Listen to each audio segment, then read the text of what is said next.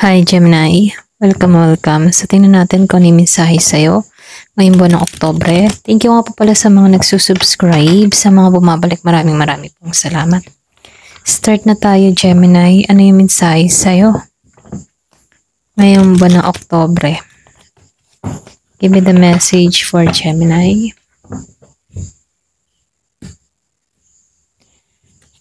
Ano yung mensahe sa'yo ngayong buwan ng Oktubre? Give me the message for Gemini.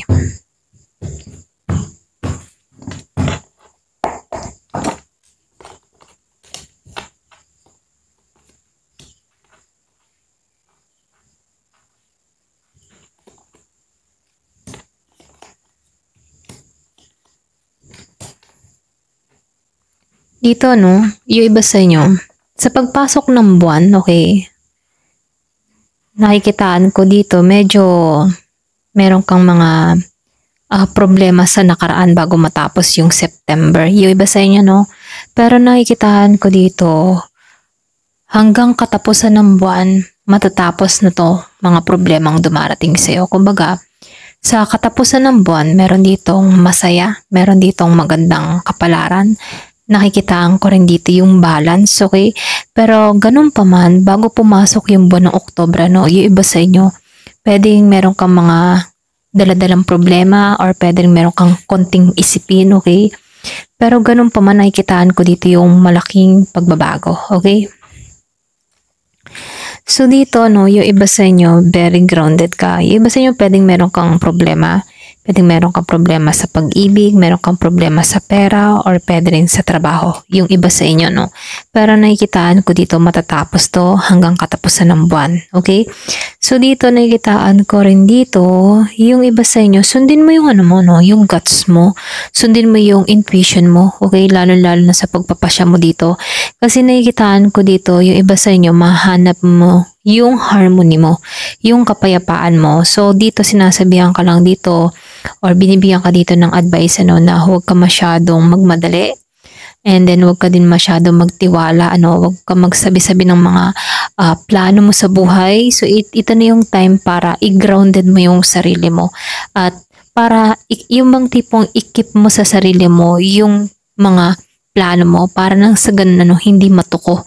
So dito nakikita ko dito, ito na yung time for protection dun sa iba sa inyo. Pwedeng ito na yung time for releasing, yung mag-incense para matanggal, okay? Para nang sa ganun hindi na maisama yung lumang energy mo nung September. Kumbaga itong pagpasok ng October, ngayon ay pagbabago na, okay? Releasing, cleansing, okay? Yung iba sa inyo, no?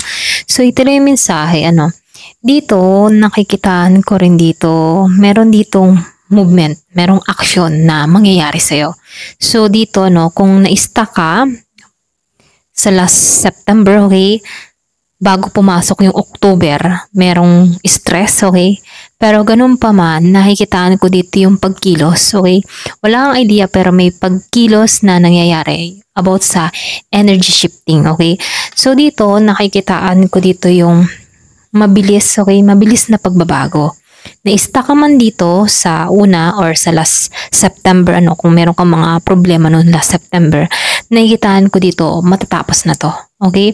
So, meron akong nakikitang message dun sa iba sa inyo, meron kang marireceive na tawag, meron kang marireceive na package, letter, dun yung iba sa inyo, kung meron kang mga iniintay mula sa isang tao. So, nakikitaan ko dito, meron kang iniintay na tawag kay Aries, okay? Kung meron kang kadiling na Aries, Leo, or Sagittarius, fire sign.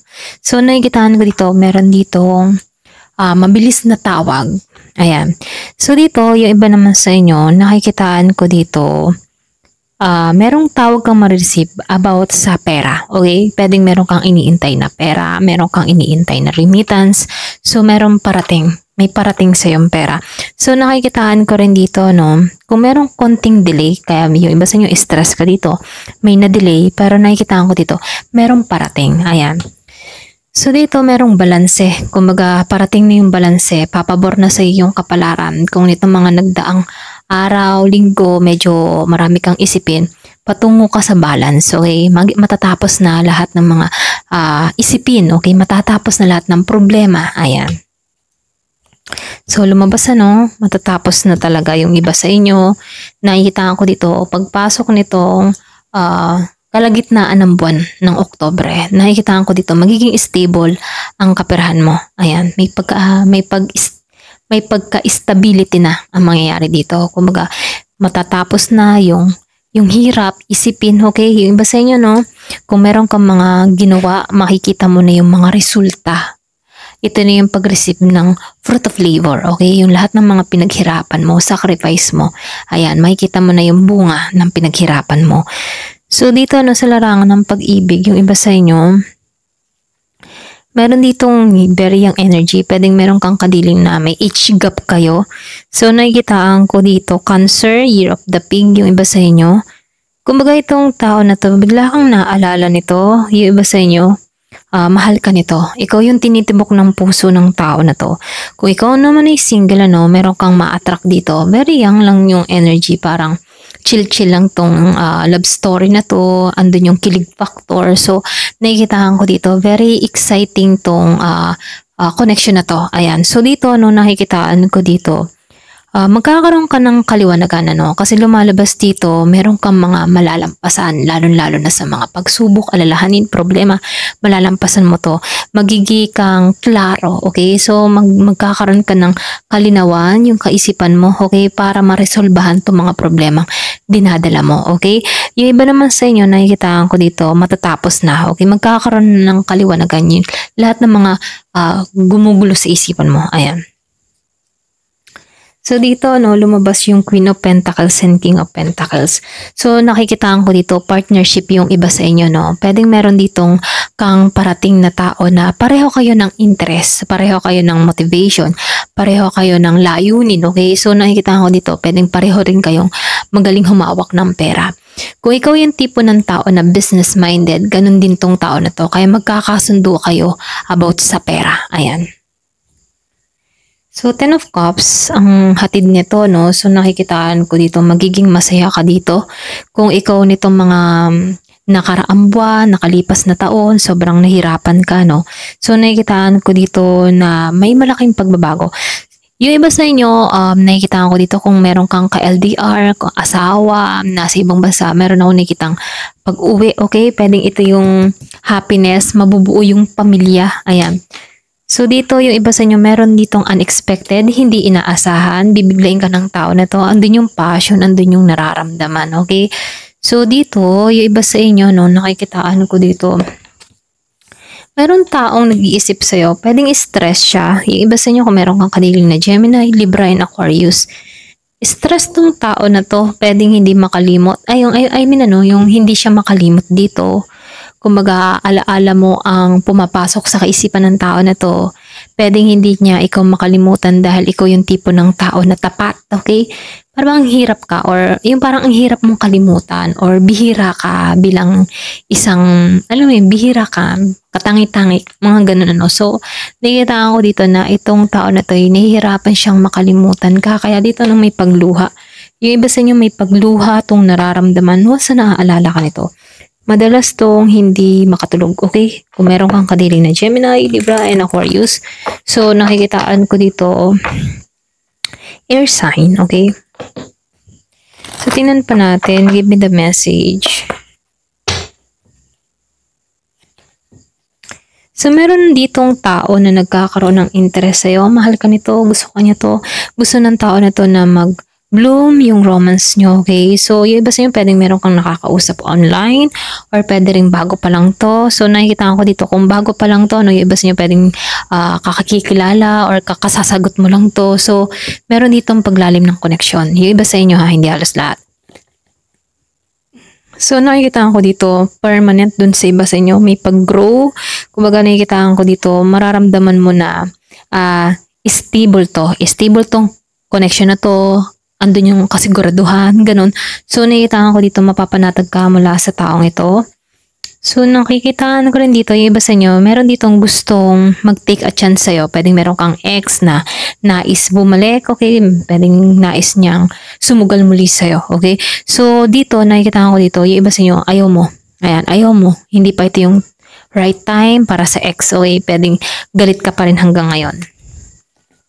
Pero ganun pa man, nakikitaan ko dito, yung iba sa inyo magsasaya ka, meron ditong passion na parating sa'yo.